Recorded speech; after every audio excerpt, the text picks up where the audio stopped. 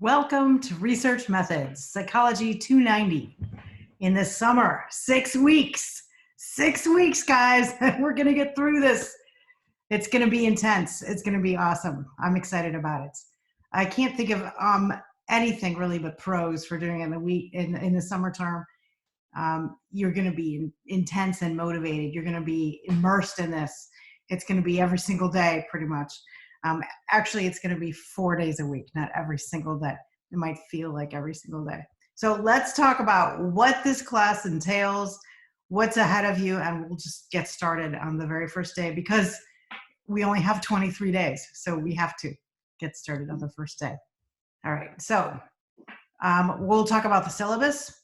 If you have questions, then I'm going to ask you to email me. That would be great so I can hear from you and answer the questions. And if there are questions that, more than one person has, then I'll probably answer them in a lecture. We'll talk a little bit about what learning is. And so you can kind of come with the appropriate beginning or background or groundedness to really learn. What do you want? What are your expectations for the class? Think about that. I know it's requirements, right? And so it's like, well, what I want is to be done with this, right? But what do you want in terms of learning about research, learning about how to design studies? Is this useful for you? Yes, it is. Okay, so I'm totally biased. Yes, it's useful. It's useful for everyone, even if you never, ever plan on doing any research, ever, still useful because guess what? We are surrounded with information and you have to evaluate that information. You have to. You can't ever get out of that in life. And so it's useful for everyone. And then what are you worried about? What are the things that you think, oh my gosh, I'm not going to be able to do this. I'm going to try and break it down. I'm going to try and keep things simple so they're understood. Here's what I need from you. You need to keep up with the class. Okay. So we'll mention this in just a second, but a 3 credit hour class generally means 2 hours of outside work and 1 hour of inside work. So in a 50-minute class, they count that as an hour. Then that means that 50-minute class plus at least 2 hours of outside the classroom work. That's what it's like when you're attending class. When it's online class, you're figuring similar, only of course you're not doing in the class work. And so some people have even thought that an 8-week course that's 3 credit hours should look like 18 hours a week. This one is not going to look like that. That I think is a little extreme. What we're looking at here is about 12 hours a week. So 3 hours per day. So my strong suggestion and what I'm asking from you is that you plan your time so you don't ever fall behind. Because even 1 day behind means 6 hours. And nobody wants to do that. Okay. So if you're worried about keeping up, if you do the work, I think you'll be okay. That's my plan. I think you'll be okay. All right. How to ask questions. Did you ever get to learn how to ask questions? My thinking is that throughout most of high school, and possibly all of the time up until now, you've been just asked to regurgitate information. You've been sort of passive, like, baby robins in the nest. You just like sit there with your mouths open and waiting to receive information. And the idea of asking a question, like your own question, coming up with a question. And I'm not talking about, can you clarify the meaning of blah, blah, blah. I'm not talking about that. I'm talking about something that happens out of intellectual curiosity, where maybe you're walking through the woods and you think, I wonder what would happen if I picked up this plant and tried to replant it at home. Would it grow? Well, now that's an intellectually curious question. There are all kinds of things that you can ask about that, but learning how to start thinking and being active is part of what you're going to get out of this class. That will be exciting. Figuring out how to evaluate your answers, evaluate sources of information. All this talk about fake news makes this pretty relevant. How do you decide what is fake and what isn't? Well, that's part of what research methods is. How do you integrate information? You probably, after going through high school, most people are pretty good at summarizing information. You can read a paragraph and you can summarize it. But when you can take 5 different paragraphs and then integrate those summaries so that they tell one story, That's a thing. And we're going to learn a little bit about how to do that.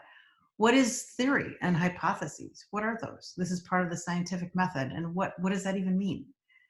What does it mean to think critically? It doesn't mean, wow, your hair looks really crappy today. That's not the critical thinking I'm thinking of. Critical thinking skills. How do you evaluate information? How do you apply it? Those are critical examples of critical thinking skills. You'll look at how to read an actual journal article. These are a total mystery to many people at the beginning. They look at this thing and they're like, oh, I don't understand any of it. Just where's the trash can so I can vomit, please, now. So you're going to learn how to actually read those in a way so you don't feel so lost. You'll probably be a little bit lost. You probably won't understand every single sentence. That's fine. But you'll understand enough to kind of be okay with that. And then you're going to learn how to design your own study. So you get an opportunity to design your own study. You'll make a research proposal during this term. Okay, so read the syllabus. It's going to be part of the quiz on this Friday. Every single Friday you have a quiz. There are 6 Fridays, only 5 quizzes count. What this means is that you can miss one quiz completely without any problems. I mean, it won't affect your grade at all, is what I mean. You might have problems because you missed it. You might miss it. You might be sad. It might have been like your entertainment on a Saturday night. Then you need a different life, whatever. Okay, you can miss one of the quizzes. That's cool, all right? But otherwise, you need to take all of the quizzes and they will help you. Class is entirely on Canvas. This is going to I'm hoping this will make your life totally easier. It's all in modules. And so you go to the Canvas module and it will tell you what is the reading. It will link you to the recorded lecture. There'll be a recorded lecture, I think, every day. I might skip one, but we'll see. And then it'll link you to what your assignment is for that day, a lab assignment or a writing assignment. And on Fridays, it will link you to the quiz. The quiz is due Saturday night. And so when you get the quiz on Friday, you can do it right then, or you can wait until Saturday night. It's due Saturday by midnight. So that's sort of the outline of what the class is going to look like. So every day you set aside 3 hours. You do the reading, you listen to the lecture, you do the lab assignment or the writing assignment, okay? And then on the weekends, you do your quiz. Make a study plan. So figure out what time are you going to do this class? When are you going to do it every day? How are you going to keep up? What's going to get in the way of you keeping up? One of the awesome things about a recorded lecture is actually you can pause it anytime and you can screenshot it. You can take notes, you can rewind it and you say, what did she actually say? Did she really say I was allowed to miss a quiz? Yes, I really did. You can miss one quiz. All right, so make your study plan. Turn it into me on Canvas, all right? Figuring out when am I gonna do this class? How am I gonna do it? Where? How will I limit distractions? What's my backup plan in case something goes wrong? Okay, so make that study plan. There will be, you'll see in the modules, there will be an assignment for you to turn in with your study plan. All right, so the overview of the syllabus. You write that research proposal. That is due June 27th, and it's not gonna be that big a deal because I've got it all broken down for you. And so you're gonna end up creating little pieces and parts of it all throughout the semester or the term. And so by June 27th, it's gonna be more about putting it together than it will be about figuring out how to write the thing at that date. So it should be mostly put together by then. You're gonna learn how to critique research articles. Our primary focus will be, of the last week, will be on that. So week 6, we'll do a lot of what I'm calling smackdowns, which is a kind of fun way to say research article critique. It's more fun to call it a smackdown. So we'll do several of those together. You'll do one by yourself, and then your final will be your own research critique of an article that I send you. I'll send you the article, then you do the critique, okay? And that's your final smackdown. And if you want to sing the final smackdown, yeah, then you'll be like in my head, and I don't know, I'm sorry about that. Not really sorry. Okay, you take a quiz, you complete the lab assignments, you need the book, you really need the book and the manual. You need to buy the book and the manual, like for real. You need them, okay? All right, next. You get to take responsibility for your learning. I don't know if this is the first class in which this has become a thing, or that it will become something that you're like, oh, wow, never thought about it that way before. But I want to explain it to you because I think a lot of people haven't thought about this before, about the difference between high school and a class in a liberal arts university. Huge difference. And so we're going to talk about some of these differences and why it feels like it's such a wrench to go from high school to a liberal arts university. And you just feel like, what am I doing? Why is it so harder? Okay, so the overall shift is this: you are responsible for your learning. So you're the one who gets to search things out. You get to figure things out. You're the primary person driving this. You're not the baby robin sitting there waiting for the worm from the mama. Okay, that was high school. You're in college now. You're at a university, a liberal arts university. You're here to develop your mind, to develop those higher order thinking skills. This is a great class for this. So you get to look up stuff that you don't understand. Figure it out. Do your best. I would love to help you. I'm a great resource for you at any time. But I also want you to think about looking things up as well. So if you're thinking, well, I don't really understand what statistical significance means, then you could Google, what does statistical significance mean? And see if that helps you. That might be like maybe the first time you've really looked at expanding or learning something on your own instead of saying, well, I don't get this. I just don't understand it. And then leaving it alone as if somehow that's all that's required, is it either comes to you or it doesn't. So imagine that difference. Good difference. All right, in high school, you had, how many hours in class per day? Say 7 or 8 hours a day you were in class-ish. At the university, you were in far fewer hours of class per day. You might have just a few hours of class per day at university. Number of tests for the course in high school, very frequent, lots of tests, probably one on every single chapter. You don't really have that so much in the university. They now expect you to, look at a number of chapters together on one test. And so you're asked to be responsible for larger chunks of information. Who's responsible for teaching? That is the biggest difference. Who is responsible for the teaching at university? And that is primarily the student. The teacher is there to create the opportunity to provide the information, but the teacher's job is not to make sure the student learns. The student's job is to make sure the student learns. So that's the biggest shift, is that you are the one who's responsible for your learning. You're no longer a baby robin. You can fly, okay? And so a lot of times people don't get prepared for this transition. They don't realize what's going on. They come from high school and they go to university and they're like, what is even happening, okay? And so you're expected to figure out complex things on your own. That's part of it. You're expected to learn how to apply it. Your primary workspace is outside of class, not inside class. You're active, you're not passive. Your job is no longer just regurgitate, just memorize this and spit it out at me on the test. That is not learning. That is not impressive. Memorizing and regurgitating facts, this is not what a liberal arts education is about. So it's kind of exciting. You get to level up here. Very cool.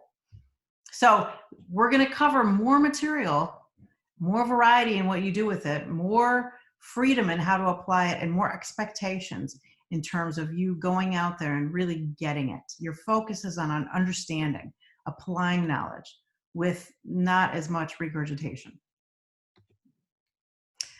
In high school, there's like an 80-20 model where you learn 80% of the material in class. Your teacher teaches it to you, and you're responsible for learning maybe 20% of the information outside of class, maybe.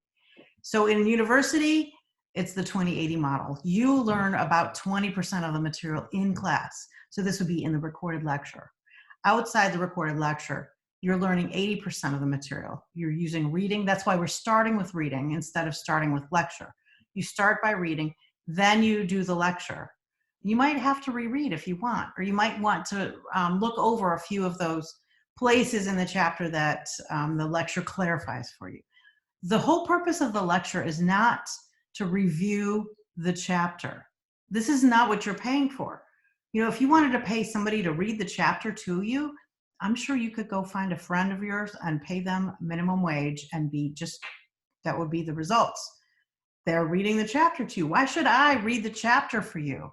That doesn't make any sense for you. That's not good value for you in terms of what you're receiving through your university course here. And so I'm not going to read or review or go through the chapter for you because that's kind of high school stuff. You're going to go through the chapter and read it, then I will expand on the chapter. I might review some things that I see are potential problem issues, but I will generally expand on what's there. Okay. Last, maybe not last, one of the things in high school, all you needed were simple thinking skills. So you memorize, you give the correct answer, you learn how to do basic math, reading, writing, etc. In high school, you might have done calculus, which is great. That's a higher order skill. Awesome. In university, we are asking you to create these higher order thinking skills. Bloom's taxonomy is one way of demonstrating what those are. So this is what Bloom's taxonomy is. It's where you grow from basic knowledge, where you can list things, recite things, memorize, regurgitate, basically. You take knowledge and you do stuff with it. That's higher order thinking, is the stuff you do with the knowledge you have. And so if you think university is all about getting knowledge, just passively being a baby Robin, that's not what university is, or it shouldn't be what university is. University is about developing you as a person so that you become an active learner. So you can go out, you can understand, apply, analyze, synthesize, create, evaluate. All of those things are part of an exciting life. They're part of a person who has learned, and they're part of a person who is actively responsible for their own learning. Okay, that part done with. You're all ready to be active learners. I can hear it. Let's go. Okay, next thing we're going to talk about is plagiarism and academic honesty. And so plagiarism is part of overall ethics. We're going to talk about ethics today in research. Plagiarism is a little piece of that, although we're going to talk about some really crazy stuff that people did under the guise of science that's wrong. And we'll talk about ethics in that way, but plagiarism is also part of acting ethically. You know, representing yourself honestly, academically, is part of being ethical. So here are some rules, and if you want to take a screenshot, you can do that, or write these things down, whatever. Don't quote from the article. That's a general rule. When you're writing papers for me, I don't know what you've done for other people, but I don't want quotations. I would be happy with 0 if you really, really have to quote something to make your point really excellently. Then you can quote one time. I've seen too many papers that are a string of quotes and almost nothing else. And they are not compelling, they're not useful, and they're hard to understand. No quoting. Second, don't use more than 5 words in succession from the original article. If you use 5 words in a row from the original article, that counts as plagiarism. And that's what search engines are kind of keyed into looking for, is 5 words in a row. What is lifting parts of a paragraph and what's verbatim? So lifting is when you just take it from the paragraph straight out and you just drop it in. Quoting verbatim is word for word for word. Okay, so this is in your lab manual. If you look at labs 71, 72, and 73, this information is there. And so you read through those, and then you're going to apply this in lab 73 by practicing doing what is bad plagiarism and then practicing how to not plagiarize. It takes practice to figure out how to say things in your own words. So don't stress about it. Just practice. That's all it is. It doesn't like drop out of the sky on you. It's a result of practicing it a few times, maybe more than a few times. Okay. Plagiarism is considered academic dishonesty. And so you can't plagiarize and represent that work as your own and think that you're being honest. Just FYI, now you know. Sharing your answers with each other to quizzes or to like the final smackdown, etc., that is academic dishonesty. Sharing answers, asking people to share answers, looking up quiz answers online as you do the quiz. None of these are honest. So those are all a big no-no. And I have to report any instances of this to the provost's office. So please don't do that. It makes me sad. Okay. All right. Now we're going to talk about ethics. Ethics are things you should have, things that everyone should have. But as you will see, some people didn't have them. And wow, bad. All right. In your book, it talks about the Belmont Report. I just want to highlight that for you, so you make sure that you know that section of the book where we talk about the 3 principles from the Belmont Report. The Belmont Report was a result of a meeting of people that happened because of some ethical violations. And so they thought, okay, what do we need to do to kind of create these principles that people need to go by so that we can have ethics in our research? One of them is respect for persons, one is beneficence, and one is justice. So make sure you understand what those things mean in the context of the Belmont Report. So if I ask you, what is justice? I don't mean what is justice in real life. I mean, what is justice in the context of the Belmont Report? One other way that we make sure that we're being ethical in our research is that we use an IRB, an institutional review board. So every university has an IRB. And the persons or the people who run the IRB look at people's studies that are proposed and figure out if those studies are ethical. One of the requirements of being an ethical study is that it's a decent study, that it's put together well, that it's good quality research proposal. So you can't propose anything that's not very good and expect it to be called ethical, even if you're not breaking any ethical guidelines otherwise. It has to be decent research. You don't want to waste the time of participants. That is an ethical concern, is the volunteers in the research have to be protected so that we're not wasting their time. All right, so here are some links if you want to look at what the IRB at Southern Virginia University entails. Those are for you to check out and take a look at. They won't be on the quiz. You should just know that they're there. Here are a number of ethical issues that are brought up that I think it's important to just highlight again. Sometimes people think they are more ethical than they actually are. This is true in relationships too. You may have noticed some people think that they are more nice, more giving, more sacrificing in a relationship than they actually are. This is actually a very common illusion. Both people in a marriage can feel like they're giving 75%. That's probably about how it feels, but that's not how it is. And so the goal in marriage actually is sort of give 100% and then know that you're going to think the other person's doing less than you're doing, and that's normal. But they probably feel the same way. And you're probably both justified. You probably see things in ways where you think you're both right. Okay, fine. So you have an illusion that you're more sacrificing, more giving, working harder than you actually are. So that's an ethical illusion. It's a marital illusion too. All right. Fading. Ethical fading happens when you start to like move out of that ethical situation and look at it using other ideas. So in one of the things we'll talk about, the Tuskegee study, what happened were that people started really valuing this idea of doing an experiment at the expense of how the people who were involved in the experiment were being treated. And so they started overestimating the value of a really great experiment and seriously underestimating the value of people. Dangerous reward systems. So here's where you're looking at, I'm doing this study for the sake of humanity, right? Except it's really for the sake of you. You know, I'm going to publish some papers. People are going to look at me like, oh, wow, just amazing. Wow, check that out. That person's great. Look at that research. Okay, so that's a dangerous reward system, pretending you're doing it for others when you're really doing it for you. And a lot of times we have motivated blindness. We can look at this in terms of the in-group versus out-group ideas. You know, you want to protect your in-group by kind of turning a blind eye to unethical behavior. And you want to criticize your out-groups by saying, no, look at that. Didn't you see that you did that? How can you be blind? We kind of tend to do that. But you want to make sure that you're looking for it as you're doing a study so that you see the unethical behavior even if it's not in your best interest to see it. It's called being grown up and mature. It's hard to do. All right, so we're going to talk about Tuskegee.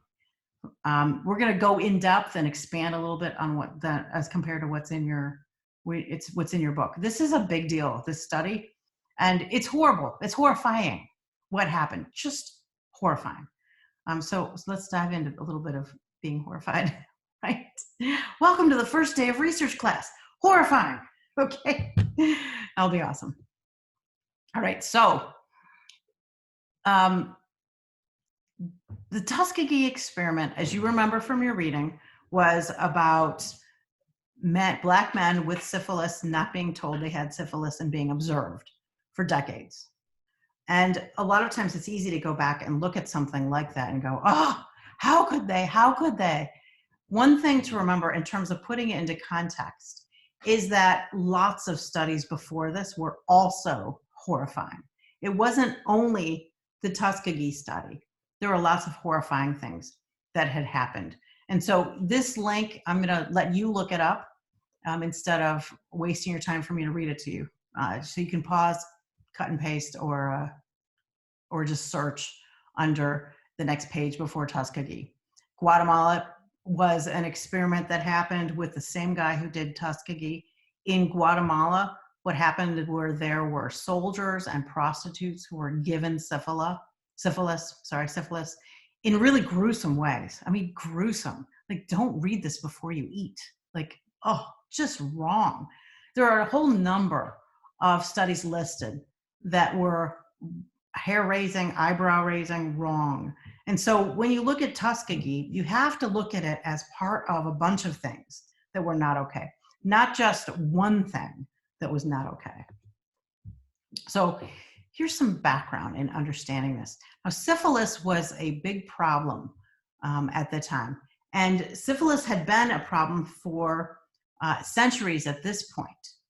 People had tried a number of different ways to try and heal syphilis. All kinds of remedies had been tried. 1913, there was an experiment done in Oslo with untreated syphilis. So they had 2,000 people that were prevented from getting the remedy of the day, which was mercury. Now, mercury, I don't recommend. Mercury is poisonous, okay?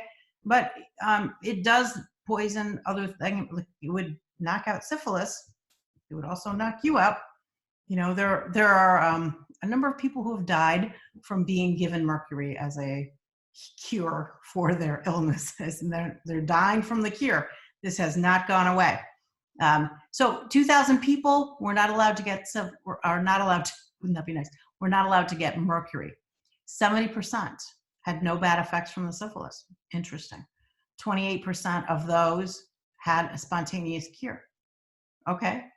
30% had bad effects, right? So you had 2,000 people, you said you can't have a cure, 30% of them, that was a really bad thing. And so that was what they were coming from. Was that, okay, here's this study. Are Black people different? I mean, those were all whites in Oslo. Maybe Blacks are different. I don't know why people thought that way. I can't tell you. It doesn't make sense to me. But that's what the thinking was. The thinking was legitimate, that there was some sort of difference happening. Okay, so what they did was the venereal disease section of the Public Health Service was really interested in helping Black people, helping everyone with syphilis. That was their whole deal. They wanted to prevent and treat it. They thought better science will lead to better treatment. And so let's make this beautiful study to result in better treatment. In fact, they were very open to having Black people as part of their communities, training them, hiring them, more so than the average person. And so you can't say that the study was about all from people who were really prejudiced or had a lot of racism, because they were very much wanting to help Blacks and very much wanting them to be with them and part of their team. And you'll see that part of the people on the team for the Tuskegee study were Black.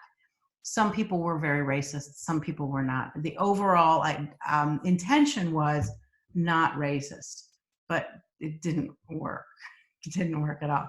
So here are some of the assumptions that were made that were wrong. One of them that was that medical professionals in general, not all of them, but in general, they really thought Black men would say no to treatment for syphilis, which was not accurate at all. But they assumed Black people wouldn't want to admit they have it and they wouldn't want treatment. So that was a dumb assumption. Secondly, they thought, well, you can't tell that they have the disease anyway, so it's probably impossible to really treat it. I mean, I think you're justifying a little bit. I think you're justifying. They didn't understand anything about, well, maybe they're too poor to be able to take the time off to go get the cure, et cetera. There are lots of other reasons other than, you can't just say, well, they just aren't interested. Okay, so that's one set of more understandings about that background. One sec here. Okay, another problem that people realized was very relevant was that since they wanted the progress of Black people, they wanted them to be more involved in jobs, in education, in training. In general, this was the goal, was increasing health of the African American population. The idea that the assumption was that their syphilis rate was 35%. This was actually not accurate, because in a couple of places where they looked at it, it was 35%, but there were lots of places where it was much lower. And so, again, you had some people that were well-meaning, some people were not well-meaning, some people thought they were well-meaning, and they were dressing it up, like in some of those ethical kind of dilemmas we just had talked about. And so in the 1920s, what happened was they said, let's do this. Let's really do aggressive treatment, and let's eradicate this syphilis problem. And so here you go. Let's do mercury and bismuth. Okay, poison. Don't do that, right? Don't do this at home, guys. So less than 30% of the people were cured, and there were fatal side effects. So obviously that did not work. And so they're thinking about, okay, what else can we do? Ended up with this Rosenwald charitable program. The Rosenwald program was originally supposed to promote education and health among poor Black farmers, which sounds like useful, right? Let's go make a difference. Let's go create some help. 1929 to 1931 is when this study happened. They wanted to identify the counties in the South with the highest rate of syphilis in Black males, and then focus their target those counties so that they could try and get them the most treatment. The intention was, we're going to go identify who has the most syphilis, and then we're going to treat it. That was the original idea. But Rosenwald, actually, let me go back for a second. The Rosenwald charitable program, so if you remember what happened in 1929, we had the big crash, the Great Depression.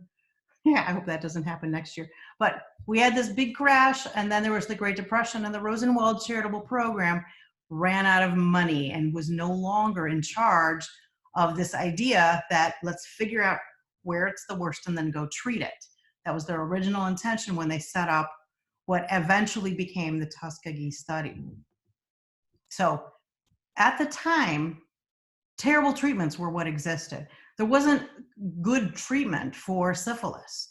You could do mercury and bismuth, which is poisonous. You could do arsenic. That sounds delicious. There's just like no treatment that really worked. No treatment often was better than some treatment, okay? So Rosenwald ended, there was no money, but the guy who was in charge of the Rosenwald report, Dr. Taliaferro Clark, okay? So just a cute little thing, Booker T. Washington, right?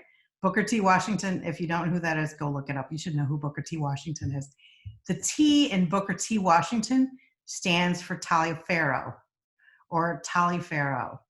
Taliaferro, I just kind of looked this up because I was interested. They're interesting that there's that connection between these two men who are trying to advocate the cause of Blacks. And so Dr. Clark looked at Macon County. Macon County had a high rate of syphilis. It was one of those few counties that were chosen that did not really represent Blacks in general. high rate of syphilis, and most of the people didn't get treatment. Well, why did they not get treatment? It wasn't because they weren't interested. It was because they couldn't get it. Okay, and this is the part that they failed to see. And so since they figured, well, since a lot of these people aren't getting treatment anyway, what a great opportunity to check out what happens when they're not treated. So you remember that Oslo study where they had people not be treated for their syphilis to see what happened?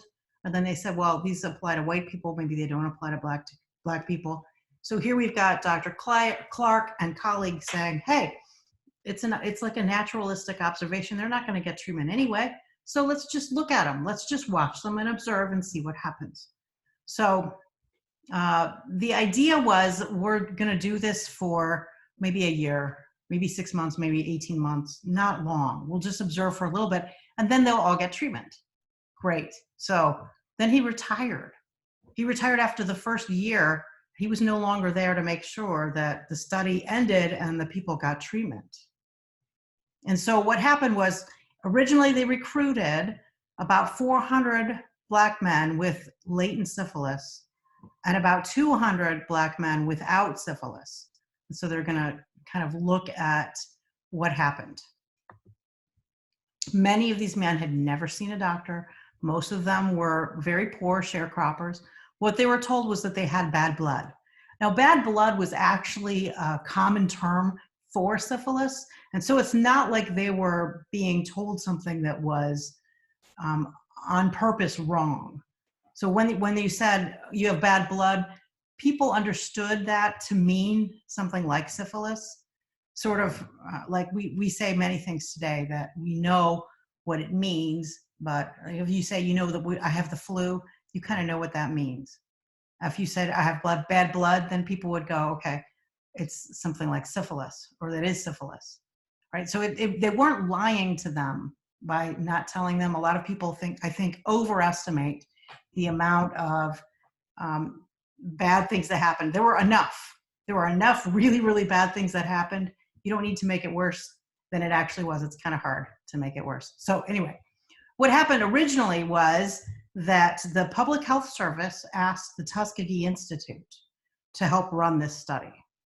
So well, let's do a research group. Let's study the effects of untreated syphilis on Black men. 6 to 9 months. Let's do it for 6 to 9 months. Then we'll come up with a treatment plan, and then we'll show people that treatment's needed. So see, a lot of times the intention was, let's help. Well, we want to demonstrate how much we need treatment here. Like, we need to fund this treatment. That was the original plan. It kind of went wrong, right? Kind of went way off the rails. So in 1932, they went to follow up to see what happened.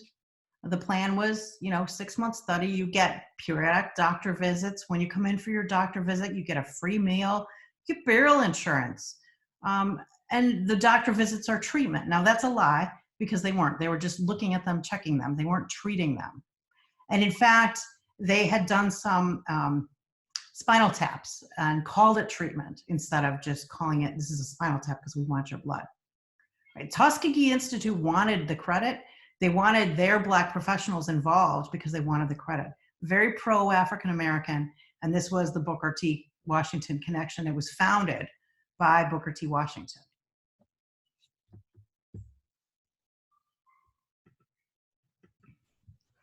So what happened was that they were wrong about their assumptions. What we know is that the actual data show 20% prevalence, not 35%. Lots of previous treatment had actually happened in that county. And so this idea that 99% didn't have treatment, that was incorrect.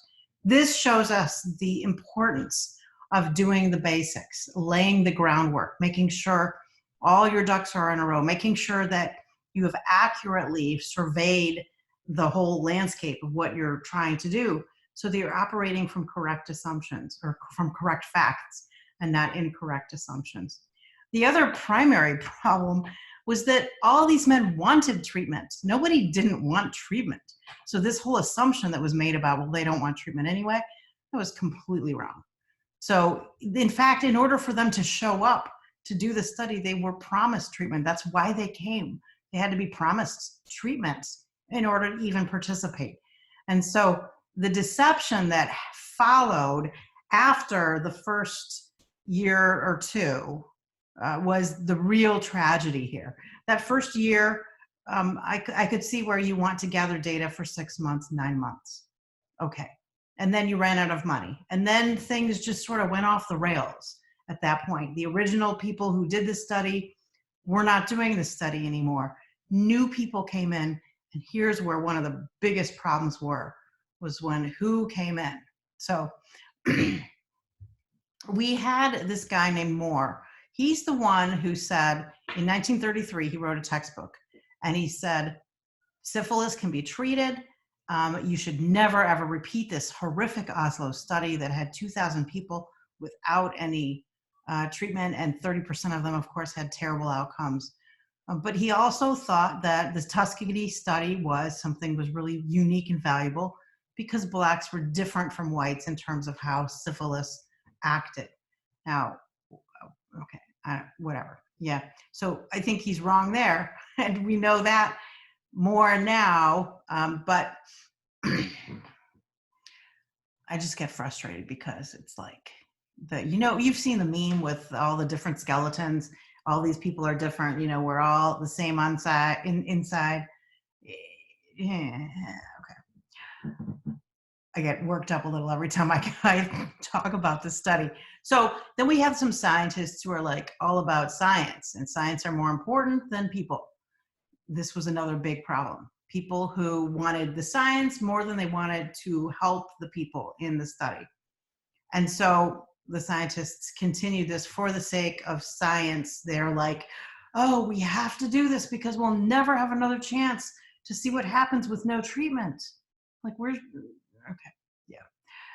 Plus, black men don't get treated anyway, right? So they're still clinging to this idea. And there's no really good treatments anyway, which was true at the beginning of the study in like 1929. There was really crappy treatment. But by 1940, in World War II, et cetera, in 1950, 1960, there was really much, much better treatment. We had penicillin. And so here's one of the really awful things that happened. When penicillin became the treatment of choice for syphilis, the study basically said, no, you can't get this. And here's egregious. What happened was that when some of these men enlisted in the army in World War II, they got in touch with, the study people got in touch with the military and asked for them to not offer these men penicillin treatment for their syphilis. I just see that as unbelievably wrong. Continued for decades. Let's just observe them. So, you could sort of justify what they were planning on doing in 1929. You can't justify this. And so part of it was different management, different people who were managing. In 1969, the CDC reviewed the study as it was and said, it's fine, continue with no treatment. So you got to wonder what was going on at the CDC that they would make that kind of a judgment. All right, so here's the study team from the 1950s. On the far left, you see Nurse Eunice Rivers. She was part of the study forever. She was like a real mainstay and really made a difference knew all the people, really kind of tried to make a difference for them and help them. Then we've got John Charles Cutler, who is possibly the most questionable person of all. His history involved a study of gonorrhea in Terre Haute in a prison where he gave prisoners gonorrhea. Then he's the one who went to Guatemala and looked at gonorrhea and syphilis in military and prostitutes and gave it to them to see what happened. I think we knew what happened by that point. I don't think that was necessary. It's really hard to figure out anything other than he's messed up to think that he can go force these people to have these diseases in gruesome, horrific ways. And then, so he's the one who came in and supervised the rest of the Tuskegee study. And then you start to say, oh, well, maybe that's part of why it went off the rails, because John Charles Cutler was in charge of it. What was going on? And there are a couple quotations here. He took pains to keep its activities hidden from what one of the research described as goody organizations that might raise a lot of smoke. So he's hiding what he's doing. Obviously, he knows it's wrong. The problem in 1946, one of these guys said, was ethical rules were treated as obstacles to overcome, not as a bedrock of human dignity. And so Dr. Gutman was discussing what had happened as she gave the report to the bioethics committee. I think this was in the early 1970s when they finally stopped this study. But John Charles Cutler was a large part of why the study went off the rails so much and continued in ways that were so egregiously unethical. He certainly, certainly had a history of very unethical, like horrifying behavior. The national press is what stopped it. Like we said, the CDC approved it to keep going. But some people got in touch with press and outraged enough that the national press revealed it to the country. That's why the study was stopped, because of the press, not because of the CDC, not because of oversight, not because of medical schools, not because of anybody doing the right thing. The men who did this took power and ran with it in ways that were so unethical and so wrong. The study didn't stop until the press got involved. At that point, at least 28 of these men had died directly because of their syphilis, and perhaps 100 more had died as a consequence indirectly of syphilis. And then we've got the women and the children who were past it and who had gotten it from their husbands. And just awful, awful consequences. So Dr. Cutler, John Charles Cutler here, this man, talked about it in a documentary on PBS. He ended up at the University of Pennsylvania Medical School, and he ended up fairly respected. It's difficult to reconcile how that can happen. He said, yeah, some will die. It's in the interest of the total society. These men in Tuskegee helped us learn how to treat syphilis among Blacks. They were serving their race, which doesn't seem right to me. It doesn't seem like that's what happened. It was important that they were supposedly untreated, and it would be undesirable to go ahead and use large amounts of penicillin to treat the disease because you'd interfere with the study. So here the study's more important than the humans. This is not ethical. This is why we have internal or institutional review boards, IRB boards. So they will help prevent these kinds of egregious, horrific things from happening again. So that is an expansion on ethics from chapter 3 in your textbook. The idea is that bad things have happened. It's a learning and growing experience here. We are now at the place where we recognize this and have things put into place to prevent bad things from happening. It doesn't mean they don't happen. There are still bad things that happen. Scientists still hide data, lie about data, falsify data, exclude data, emphasize data they like, the bias still, there are still lots of things that happen that make it so that you need these skills to learn how do I look at and evaluate research so that you can make a decision that's based on more than just what somebody told you. You have a lot of authority figures that want to tell you what to believe, but you're the one who's responsible to know for yourself if what you are saying, this is accurate, is accurate. You're the one who gets to choose. You need the tools to choose. And so research methodology will hopefully offer you some of those tools. All right, so that's it for today. I look forward to seeing you tomorrow. Until then.